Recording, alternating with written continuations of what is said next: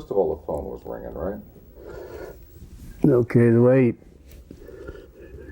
way I became involved in this was started out in the early afternoon, around probably 1:30 in the afternoon, and I received a telephone call from the mortuary officer out at the Walker Air Force Base, Army Airfield Base, and he was inquiring about what would be the smallest possible casket that we could get that would be hermetically sealed. And at that time, I know that we had used like the 4 feet and caskets. We had used those before, but I thought they also made them in a 3/6. So, he wanted to know if we had any in stock, and I said no, but if I can make a call to Amarillo, I can have him in, by 7 o'clock the next morning on a truck.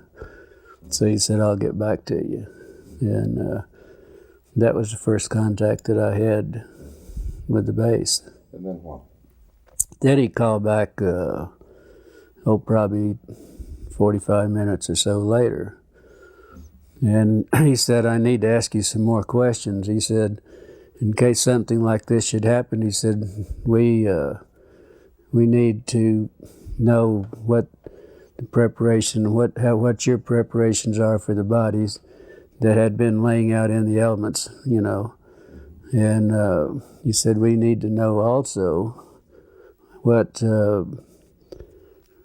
if your treatments of the bodies are the remains, what could you do to them, and if your treatments, would it change any of the chemical breakdown of the tissues, the blood?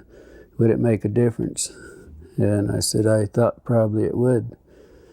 And I said, of course, he knew exactly how we would treat those bodies because we have an outline from them and what we really have to do. I think he already at that point knew exactly what we would have to do.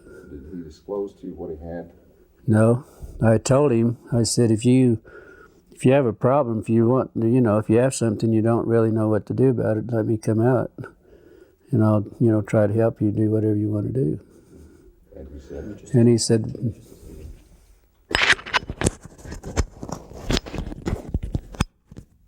okay. And he said, no. He said, let's just back up just a minute there. Let's start again with. You were saying you told him that you can come out and take care of what he had, right? Yeah. Why don't you pick that up from that point again? So, anyway, he said, well, we don't really have anything. He said, we're sitting here thinking in case we should get involved in something like this, what would be our preparation? Should we do? Then I went through, I said, do you really want to know how we would do it? Well, yes, we would like to know. So that's when I explained to him that we would have the vats that we would fill up with formaldehyde solution with water, and we put the bodies in them, let them stay there for 24 hours, and then take them out. And then we would pack the bodies in, would be a sawdust and really a lime, what we would pack them in, then wrap them in the plastic. That's bodies that were badly decomposed. If there was tissue, deep tissue, we would have to do it hypodermically with needles to get to the deep tissue.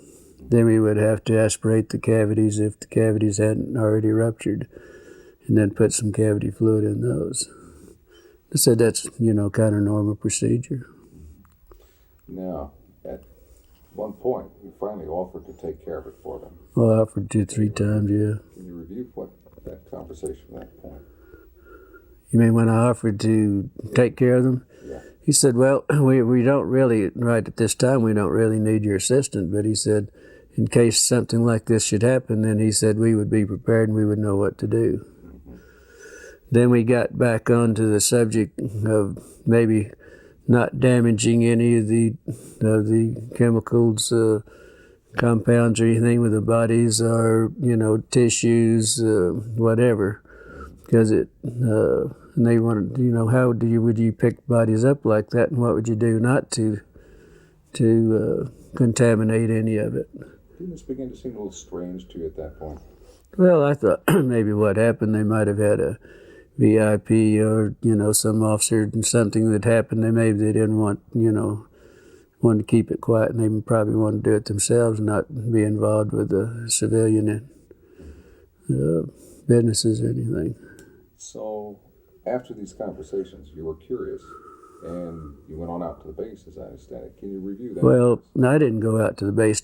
Yeah, I was curious, but I didn't go out to the base, and probably a couple hours later, then I'd got an emergency call. There was an airman that was injured in an accident, and I took the airman to the base. He rode in the ambulance with me, and I took him out to the emergency room, and that's the way I became really involved out at the base. I didn't go out just because I was curious. Give me the sequence from the time you picked up the airman and just describe to me. Well, when I got the call, I left the funeral home in the ambulance, went to the scene of the accident, picked the airman up. I did not place him on a stretcher because he had a head injury in the nose. I think his nose was fractured. So I did some minor first aid, and then he sat in the front seat with me all the way to the base. When we got to the base, then he walked into the emergency room. I didn't have to take him in. They didn't bring out a gurney or anything. He just walked in on his own. Then I never did see him after that. Then I had this friend that I wanted to talk to and see. This is a lieutenant nurse that I knew quite well, that had only been there approximately, only been commissioned and been out to sign. This was her first assignment out to the air base. And I wanted to talk to her, and so I was going down the hall, and first thing, the lieutenant that I wanted to see was coming out of one room, going across the hall to the other, and she noticed it was me. She said, "How did you get in here, and what are you doing in here?" And she said, "You better get out in a hurry." She said, "You're going to get in a lot of trouble." She said, "Would you please leave and get out of here in a hurry?" And then I turned around, and she went on into the other room. Then in about the time I turned around, there was another officer said, "Hey, wait a minute." And I said, "Looks like you had a crash." He said, "I see there's some, in the ambulances out there, I see a lot of wreckage." And I said, "Where was the crash?" And he said, "There wasn't any crash." And he said, "Just wait a minute." And then he said, "Wait a minute." And I, stood there for a minute. He turned around, and evidently he must have waited for somebody else to come out because there was another officer coming out. He said, "This man says there was a crash out at the base." He said he wanted to know he was inquiring about our crash. And this was when I encountered, he was a red-headed officer, and very nasty, very rough. He said, "You did not see any crash. There was not any crash." And he said, "You get the hell out of here, and you didn't see anything, and you don't talk to anybody." He said, "You're going to get in a hell of a lot of trouble." And I said, "Look, I'm a civilian. There isn't a damn thing you can do to me about it." He said, "No, but somebody might be picking your bones out of the sand." That's when he made the remark there. Then there was a black sergeant that was standing beside him. And he said, "Yeah, but he would make better dog food for our dogs." Of course, I didn't understand that, but my father happened to be an old trapper and for a hobby and everything. And I said, "My father uses guys like you for baiting these coyote traps." And then there was two MPs that joined me took me outside, and each holding me by my elbows, and they escorted me out back to the ambulance and followed me all the way back to the funeral home. Now, as you were entering the hospital, you saw something in 3 trucks. Yeah, because usually where I parked, there was 3 field ambulances parked in the area where I usually park, where we back up to the ramps. So I just pulled up to the side in front of those and parked out in the front, and the airman and I got out and walked in. So when I got up, went up the steps and up the ramp, and I was walking, going into the emergency room, I noticed that the doors were open, but what was odd about it, there was an MP standing beside each one of the vehicles in the back, just standing there. And the doors were open. Naturally, I was curious, and, I just happened to look in. That's when I saw some debris, or it looked like parts of a plane or something that they hadn't had a crash. Because I've seen them do this a lot of times, bring in pieces and the old ambulances in. Can you describe the debris? Yeah, I noticed in 2 of the ambulances there was some debris that was probably 2.5 to 3 feet, long and probably high, that was propped up on the side of the ambulance there. They were kind of in the shape of maybe like a half a canoe. They were like the front part of a canoe. And it looked like it might be aluminum, but it looked more like the metal looked more like stainless steel that had been heated. It was blue, kind of a bluish tint to it. But what was odd about it, it looked like around the curved part in the front of the canoe there was some designs or something. It kind of reminded me of maybe some Egyptian signs or whatever. And it was probably about 3 inches in high, and probably the length of what the wreckage I saw, it looked like it was the length. And the same thing was in the other ambulance too. I mean, I saw practically the same thing. The pieces that were practically the same size, and the insignias looked like whatever that might be was part of the wreckage. How did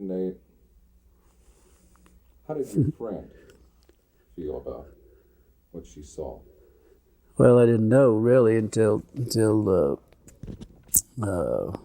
next day. And I called out. I kept trying to get a hold of her because naturally I was curious and I wanted to know what was going on. And so I called out the next day, and then probably around 11:30, she said, "I know you've been trying to get a hold of me, but I haven't been available." And she said, "Why don't you meet me at the officers club? If you have time, meet at the officers club, and we'll have lunch. And I want to talk to you." And the funeral home we had at that time, we had some of the businesses there had an associate membership to the officers club, and our funeral home had that membership, and also had a card to identify myself and what business that I was, associated with. So I had no problem. One time I go to base, all I had to do, a lot of times if it was in the evening, I'd have to stop and sign a visitor's and get a visitor's pass and then turn it in when I left. But it was no problem going out there. So I went on out and met her. Beg your pardon? Tell me about lunch. Well, we, both ordered. I'm not sure, remember what we ordered, but it was just a light lunch. But she was so upset. She looked like she was, in shock with what she really talked like and looked like. And she said, I said, well, I was just curious. The only reason I want to talk to you, I was curious on what happened. And she said, well, you won't believe it. And she says, I don't believe it either. But she said, I got in a lot of trouble on this thing. I'm not real sure about this. But she said, then she pulled out of a little purse or little pocketbook, whatever she had there. She gave me a little diagram that she had drawn some figures of some arms and face and so on. She told me that this is what was in those, that it was a crash. It wasn't an airplane, but they didn't know what it was at that time. These were bodies. Yeah, but she said we have 3 bodies. There was 3 bodies. She said 2 of them were very mutilated. One looked like it might have walked out, or that it, might have lived a little while. And she explained they were like 3.5 feet to 4 feet tall. The 2 of the bodies were you couldn't identify much because they were practically destroyed, and it looked like maybe that they might have been a predatory animal or something might have been doing some damage on the bodies too. How did she describe their head and their hands? Well, she said the head in the little drawings that I had, the way she explained it and the way she drew it, that the heads were somewhat larger than a human heads. The hands were long, no thumbs. It was just the long, very delicate fingers at the end of on the underside at the tip of each finger was a pad-like, maybe a little pad, but it looked like the skin had maybe little suction, like the little suction cups on those. On the no fingernails on the hands. The head, the lips were very just a long, narrow, more or less, not full lips like we would have in most of our people, but very fine lined, very fine lips. There was no teeth. That was the inside of the mouth. It was kind of like a real the gums. Maybe it was. She said to explain it. It was almost as hard as if it was rawhide. Maybe at that. The ears. There was only two small orifices on each side of the head, with looked like a couple of small lobes that might, some way that might cover both of those, but there was not a protruding ear. And also that the nose, there was only two small orifices in the nose. There was really no nose that was convex. It was all just flush with the face. Was she emotional about all this? Very much so. Very emotional. She would have to stop and drink water every once in a while, and also she never touched a meal. All the time we were talking in an hour and a half that we were there, she never touched a meal. Any other demonstrations of emotion? Indications of how she was upset? Well, just, every once in a while she'd go like this, and wringing her hands, and she said it was the most horrible. I've never been so horrified in my life. I've never seen anything so gruesome in my life. I've never smelt anything that smelt worse in my life. And she told me that when I saw her, she was leaving the room to go to the bathroom because she was deathly ill and was going to throw up. Did she recognize any of the doctors by examining the body? She told me, she said, I asked her that question, which of the doctors, and she said, I don't know that I knew them, and that was her answer. So, but she said she walked in the room and they said, hey, we need you need to help us. And that was the way she became involved in it. And then she got ill. The doctors also became very ill. They would have to do a little examination, then they'd have to leave and go sit down, and then they would come back and do a little bit more. It was that bad. After your conversation with her at lunch, can you describe what happened next?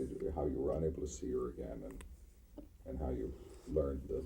Well, yeah, we'd visited a while, and then I had to get back to the funeral home, go back to work, but then I never did see her after that. And I called out the next day to see how she was feeling, and they told me that she wasn't available. Then I wouldn't be available that day. I called the next day, and they told me that she'd been transferred. And it was rather odd because she'd only been at the base less than 3 months. That was her on commission less than 3 months, and that was her first assignment. So it was rather odd that she would be transferred out, within 3 months. So later on, you attempted it. I guess you got a letter. Then about 2 weeks, probably 2 weeks, at least 2 weeks. Could have been a little longer, but I know it was at least 2 weeks. I got a letter addressed to me at Glendivis at the Ballard Funeral Home. With she didn't sign. It didn't have any returned address or anything on it, but inside of the letter, there was just a note. She said, "I don't have time to write. I will write later.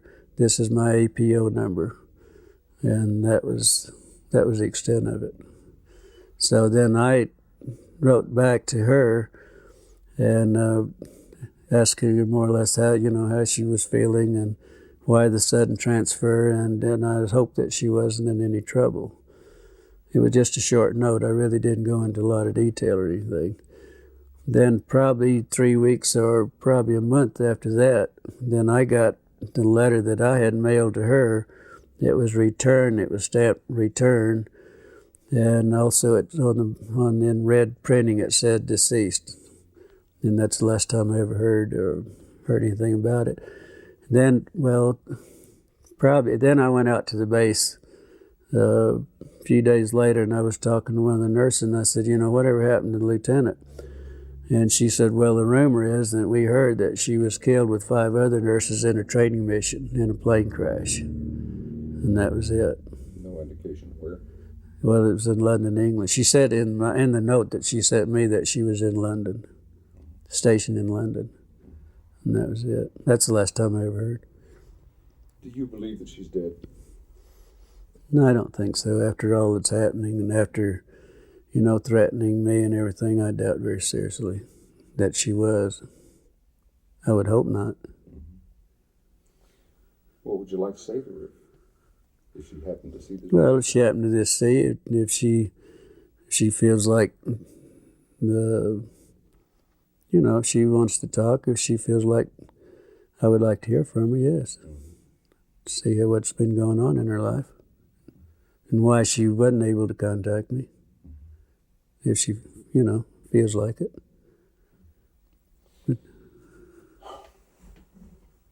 Let's stop tape for that. Okay. Now,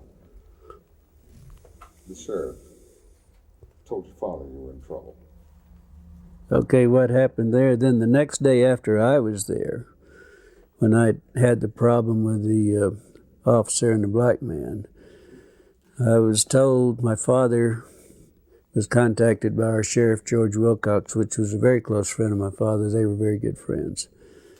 And he called to see if my father was home because he wanted to come out and talk to my father. And he did so, and he told my father that there was a black sergeant from the base that came to his office, was inquiring about who my parents were, my mother and my father, if I had any brothers or sisters, and all, wanting to know what my personal family, who they were and where they were. George said that he knew I had some family, but he didn't know, where they were or anything else. So anyway, he told my father that he did contact my father, and he told my father that he thought I might be in some trouble. And but they evidently didn't explain why I was in trouble. So, first thing my father did was get in his car and come to the funeral home. He said we had to talk because he and I were very close. We were real good friends. The best friend I ever had was my father. He said, I've got to talk. He said, if you're in trouble, he said, we've got to do something about it. And I said, I'm not in trouble. He said, well, you are. He said, George Wilcox told me that you were in a lot of trouble and that you got involved in something that you had no business getting involved in and that you could be in a lot of trouble. And I said, so I told my father the story, and he's the only man that I've ever told this story to until I talked to Stan Friedman and to you people, and that's it, period. And I did tell my father what the story was. Of course, it was unbelievable for him. But then he became very upset, and he wanted to go shoot a few people and all that because they did threaten my life, and so that was the way my father heard about it, and that was the extent of my family. And he never would tell him who my brother, and I had a brother that was a fighter pilot during that time, and I had 3 sisters, and one of them was a nurse. But he would never tell him anything. And so he didn't tell the sheriff or anybody else, because the sheriff was supposed to call him back and give him the names and where they were at, and he wouldn't do it. Let's get back to your friend. Did she express an opinion as to what she thought these beings were? Did she think they came with the... Well, the only remark that she ever made was that they definitely weren't humans as we know humans, but they could be from another planet. Or the doctors were explaining this, that they couldn't be from our planet. They had to be an alien, or had to be something else, but not in our planet. She had a phrase she used to describe how they looked to her. You remember that? You were telling me? Like little black Chinamen? Well, she said that, well, of course they were, first thing she said they were black. They were just as black as they could be, but probably laying out in the elements in July in Roswell with 105 to 110 temperature every day and 80 degrees or so at night. I mean, that wouldn't be uncommon, because we picked up a lot of sheep herders of people that have been found dead that's laying in the desert, for days and bitten by rattlesnakes or whatever. And they do turn, as black as they can. And I know exactly what they were talking about, because, with the smell and the odor being so drastic, because this is a very unpleasant situation, And let's talk about their eyes. How did she describe their eyes? Well, she said that, of course, their eyes were set back into the skull. Oh, and it was I thought it was interesting also that she said their skulls, the doctor said their skull bone structure wasn't like ours. It wasn't actually a bone. It was probably a real heavy cartilage. It looked more or less like a newborn baby. The skull was very pliable. You could mash on the skull and it would, it would give. And so the bone structure, bones were not like our bones. It was our skull and everything. What about the bones in the hands and arms? Said very fine, very delicate. The arm bones, like the radial and the ulnar and in the arm, that was so fine that he doubted if they could lift. She said they doubt if anyone at that size and the arms at that could lift 50 pounds on the earth or anywhere else. They doubted they had that strength. But she said the one that hadn't been mutilated to a great extent, it reminded him of a real small ancient Chinese person, no hair at all, and very, very delicate skin. In fact, he said the skin would look like they could almost see through it, almost transparent. Why don't you give me a paragraph on the ears and the nostrils? Well, the ears, like I think I stated to you, that the ears, there was a couple of small orifices, one on top of the other, with two little lobe flaps, one over the other. They didn't really know if they had any significance, how they worked or what. They didn't go into that. The nose was only a couple of very small orifices, holes right there, just above the lip line. But it had, there wasn't anything covering it. And it was just like two small indentations there, and that was it. Said it was very unusual. Does anyone else, Don, Carol, do you have anything that you think you're talking about the hands. The hands. Yeah. Describe The hands, well, there was one hand. There was one hand that evidently wasn't attached to the arm. And she said that where she got sick and left the room was that this doctor had the long forceps and picked the hand up and turned it over. And that's when they noticed. Now, there wasn't any thumb. None of the bodies had any thumbs or anything. They were just long, very fine, very delicate fingers, no fingernails. But right at the tip of each finger, it looked like there was a pad. And in this pad, it looked like it might have had very small they were like little suction cups, but very minute suction cups. The doctors, that's the way he explained it, that was looking at it. Let's have tapes right now. Okay. We need to get the arm as well. Okay, yes, the Which arm. goes with that. We need to go about the arm. I'll see too that we get some dubs of other people's interviews. I just go to Kmart or wherever and buy the... I think we have the tape going now. Why don't we start with the... Well, he talked about the hands, so for continuity, it might be good to go to the arms. This will all be edited anyway, but we can start wherever you like. You want to go with the arms? Let's start with the arms, okay? Anytime. Forget the camera. Seeing if he was ready. It's not there. Yeah. It's not there. That's all right. But you were asking me to describe the arms. and this was another thing that the lieutenant brought out, that it was very the difference between theirs and ours, that from the wrist to the first joint here, that it was probably 1.5 times longer than the top part up here. It was very odd looking. It was very odd, she said. And the very small arms, very small. Bone structure? Bone structure, of course I asked her about the bones, because we were talking about the wrist bones and everything, and she said it was very similar to ours, but the bones were so small that their bones probably wasn't in the arms wasn't any larger than my finger. Wow.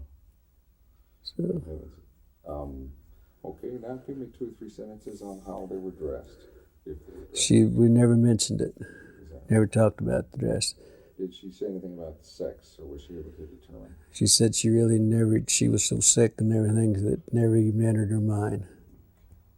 So that was it. I guess not. No way to determine the sex of the beings then. Well, it wasn't discussed with her. It probably was, but she, like she said, I was so ill and so horrified that I don't, she said, she sat up all night and she knew I was going to be real concerned, knew I was going to be on what happened, she knew that I got in trouble, probably. And she drew that, she sat up and made little notes on the back of these little prescription pads. And that's what, she had her notes made out, and that's what we discussed, particularly what she had. I was very interested in that you had kept so many records of the incident and pertaining to everything that you know regarding the UFO correction. And you kept them in the, there at Ballard's, and then later they disappeared. Yeah. Could you give us a Well, I was really in charge of all the military contracts. I did all the bids and everything and really took care of all the contracts myself. And that was one of my duties at the funeral home, to take care of the military. And I had a file on everything that ever happened at Walker Air Base, like Bob Hope and some of the big orchestras, and everybody'd come and have the big parties and everything in the hangars, I attended, but I would also have pictures and everything. I had a personal file that I kept, and I kept everything in this file that pertained that I attended or whatever. And this is where I put the diagrams and the notes that she gave me was in my personal file. Well, then the Ballard Funeral Home sold at a later date, several years later, that it sold. And the people that bought the funeral home, these were files they were the old files that they kept in the basement down in the furnace room. And they had I had all the military files together in one filing cabinet, everything that happened at the base and everything. We also had the contract at Fort Sumner Air Base. They had a glider base there, and also fighter pilot training there, and the P-47s and 51s and so on. And so I had all the files. Everything was, one filing cabinet was strictly all military. And that's where I had all this filed away. I had all this filed away. I even had the newspaper that Walter Haught, the headlines and all this, the next day. I had all that in these files. What interests me is that out of all these files, all these different topics, only one was missing when you went to look for it. And that was the one pertaining to this. Yeah. Can you review that for us? Well, no, there were some of the other files were missing also, not just my own file. Mm-hmm. But my file was in the same, most all of my file was gone. But there was also some files, they had really actually had destroyed most of the files that were pertaining after a certain years. They just gotten rid of them. Mm-hmm. And they told the manager of the funeral home, that's the manager there, named Raymond Otero, also told me that he knew my file was there. Joe Lucas, that was the manager at that time, knew my files were there. And he and I'd had some personal problems, and he said, get rid of his damn files. We don't want anything that remind us of him. And that's where the files went, really. There was some discussion about how to preserve the bodies. Right. dry ice and that sort of thing, and you kind of addressed Oh, well, where they got the ice and things. okay, then the mortuary officer, what would you do if you had to ship one out? And, but you couldn't do anything to it. I mean, that you couldn't, do any treatments or anything, what would you do? I said, the only thing you could do that I would suggest, that first thing, if you have a problem, don't want to destroy any of the tissue, any blood cells, anything that you don't want to destroy, I would suggest that you contact a pathologist. And I said, I'm sure the Army Airfield, I mean, somebody's got some pathologists around. I didn't know that they had one in Roswell, but I said, if I were you, I'd call a pathologist and ask him how he would like to have it done, or whatever you're going to do, or whatever it is. You better do what the pathologist, because he's the one that's going to do the autopsy and make the reports. But I said, the only thing I know you could do is just go to Clarity's Dairy or Sunset Creamery, we had 2 at the time, and buy all the dry ice you can and pack them in dry ice, if that's possible. And that's what I suggest that they do. Excuse me, Glenn, you're hitting my mic with your Oh, thumb. sorry about that. It's all right. I've done it at least 8 times already No, this it's not week. personal. No. Okay, what do you think? I think as a suggestion, you might want to do that part again if you think you'd like to use it, because The dry ice? you probably hit it just a few times. And it might Oh, sorry about that. Isn't this a picky business? Glenn Dennis, take 2, Clarity Yeah. Dairy. All right, let's go back and go over the dry ice then again. Well, okay. What I suggested that to the mortuary officer, I suggested this to the mortuary officer and we discussed this probably for 20 minutes or better on the telephone. And I kept telling him, hey, if you have a problem, if you got something out there, if you need our services, we have the contract, I would be glad to come out and help you take care of it. And he said, no, this is for future. Kept always referring this was for future use in case we did have something. But then I said, well, first thing you better do, you better get a hold of a pathologist. I don't know whether you have one at the base, but I know you probably have the top pathologist, something similar to those words. And I said, that's what I do, and you better let him give you the instructions, and then you better do what he tells you to do, because he's the one that's going to do the autopsy.